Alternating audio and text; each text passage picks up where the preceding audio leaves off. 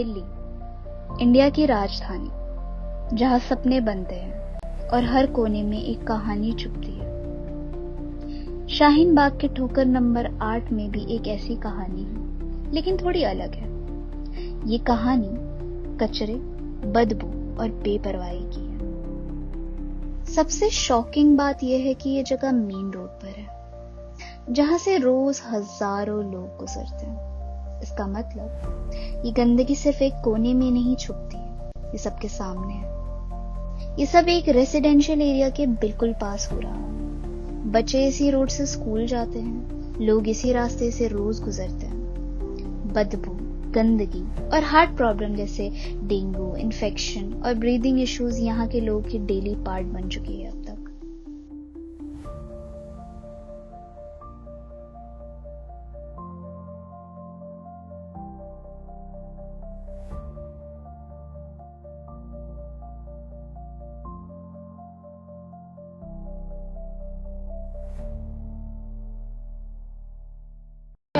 मेरा नाम गुलफाम अहमद है। मैं शाहीन बाग 8 नंबर पर रहता हूँ। ये कूड़ा इकट्ठा है, लोगों को यहाँ परेशानी होती है। यहाँ पर बस स्टैंड भी है, यहाँ पब्लिक खड़ी होती है, यहाँ बदबू भी, स्मेल वगैरह बहुत आती है, हवा चलती है। दूसरा, लोग कुछ कूड़ा इधर भी फेंक के जाते हैं, उससे बड़ी प्रॉब्लम होती है। और इधर सामने दूसरी जगह नाला है, नाले के पास भी कूड़ा बहुत फिकता है, यहाँ से बहुत लोगों को प्रॉब्लम होती है। और हम खुद बैठते हैं, हमें खुद को प्रॉब्लम होती है, स्मेल बहुत ज्यादा आती है। ये सिर्फ यहाँ एक दुकान वाले की कहानी नहीं है। यहाँ हर कोने में कोई ना कोई इस गंदगी का शिकार हो रहा है। पर सवाल ये है, जब ट्रक्स कुछ कचरा उठा ले जाते हैं तो बाकी का कचरा यहाँ क्यों छोड़ दिया जाता है? और सबसे बड़ी बात, इस एरिया के लोगों का क्या? अब चलिए मिलते हैं कुछ और लोकल रेसिडेंट्स से, जिन्होंने इस प्रॉब्लम को हर रोज जिया है और जिनके पास कहने के लिए बहुत कुछ है।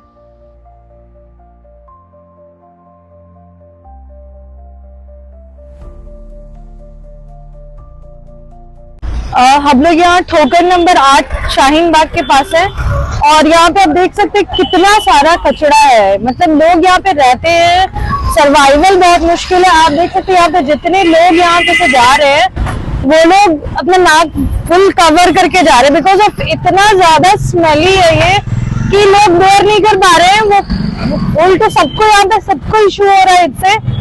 यहाँ पे लोग सब गीला सूखा सारा कचरा एकदम मिक्स रहता है। यहाँ से कचरा कहीं जाता नहीं है।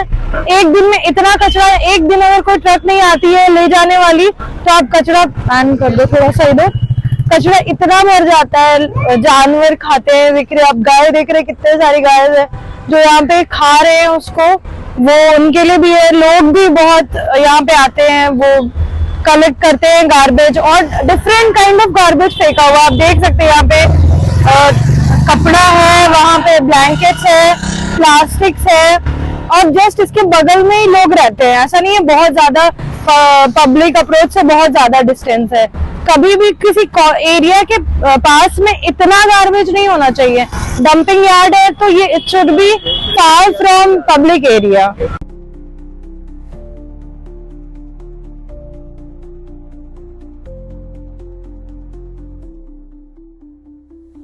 चलिए अब जानते हैं उन लोगों के बारे में जो हर दिन ठोकर नंबर 8 पे आते हैं और यहाँ कचरा फेंक के जाते हैं। कौन है ये लोग, कहाँ से आते हैं और सबसे इम्पोर्टेंट बात, क्या ये लोग जानते हैं कि वो क्या कर रहे हैं?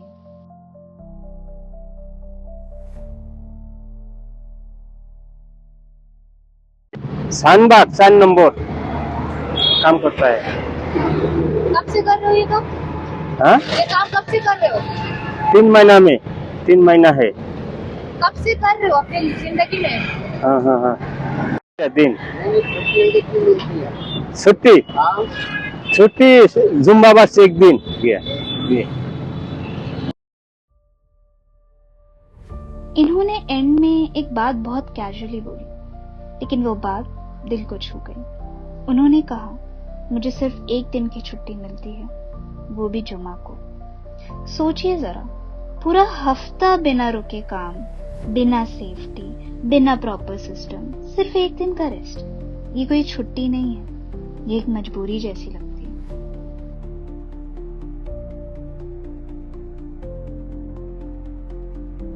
चलिए अब चलते हैं हमारे अगले सफाई कर्मचारी के पास, देखते हैं उनका क्या कहना है। क्या उनकी भी कहानी कुछ ऐसी ही है?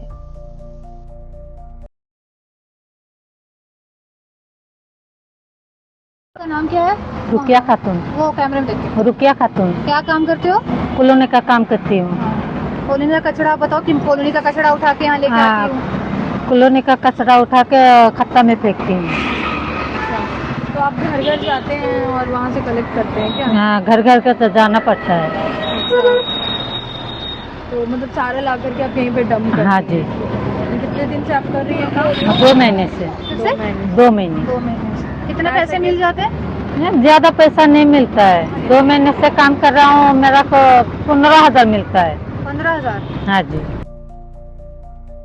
तो ये थी एक और आवाज, एक और कहानी जो कचड़े के ढेर के बीच में दबा दी गई। इस महिला ने हमें बताया कि पूरे महीने का काम करने के बाद भी उसकी कमाई सिर्फ 1500 रुपए है। सोचिए, एक महीने में 1500, न प्रॉपर सेफ्टी, न रेस्ट, ना ही कोई हेल्थ सपोर्ट, बस रोज सुबह उठना, कचड़े के ढेर से प्लास्टिक और रिसाइकेबल सामान चुनना और फिर वही गंदगी के बीच जीवन चलना।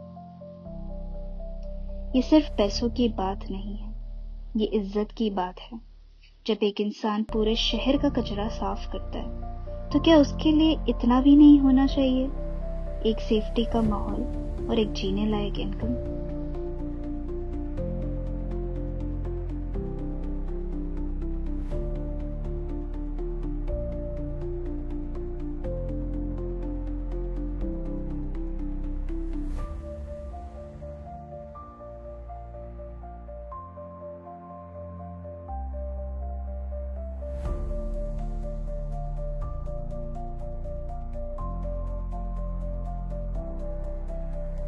ये कचरा ये सिर्फ शाहीन बाग का नहीं है, पूरा अबुल फजल इनक्लेव से लेकर शाहीन बाग तक का है।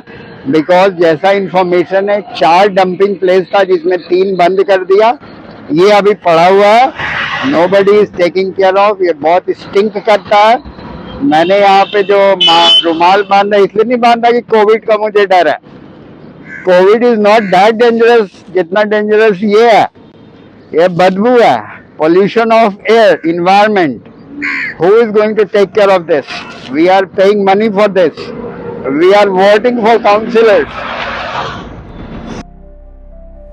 और आखिरी में जब हमने एक अंकल से बात की तो उन्होंने कहा, मैं तो काउंसलर को पैसे देता हूँ सफाई के लिए। तो फिर सवाल ये है, जब पैसे दिया जा रहा है तो सफाई क्यों नहीं हो रही?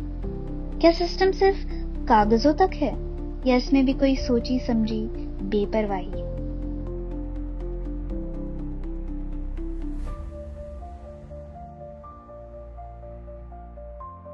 एक और तरफ जब हमने उन महिला से बात की, उन्होंने बताया कि वो पूरे महीने का काम करके उनकी कमाई सिर्फ 1500 रुपए होती है। न मास्क, न ग्लव्स, न कोई सुरक्षा, और उन सब के बाद भी सिर्फ 1500 रुपए। क्या इतने पैसे में एक इंसान अपनी जिंदगी, अपनी इज्जत, अपने बच्चों का पेट भर सकता है?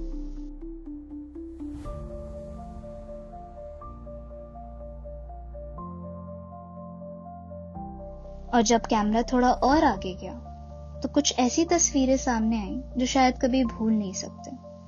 गाय जो इस गंदगी में प्लास्टिक, सड़ा हुआ खाना और कपड़े तक खा रही हैं। उनका पेट तो भर ही गया होगा, लेकिन उनकी सेहत का क्या और हमारी इंसानियत का क्या? जानवरों के नाम पे पॉलिटिक्स होती है, लेकिन उनके लिए जमीन पर क्या किया जा रहा है?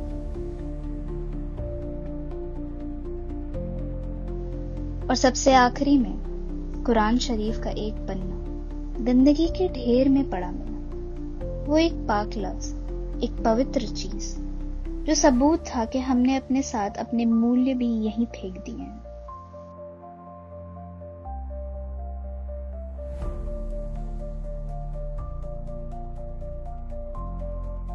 ठोकर नंबर 8 सिर्फ एक डंपिंग स्पॉट नहीं, ये एक वार्निंग है कि अगर हम अब भी चुप रहें तो कल ये गंदगी हम सब तक जरूर पहुंचेगी।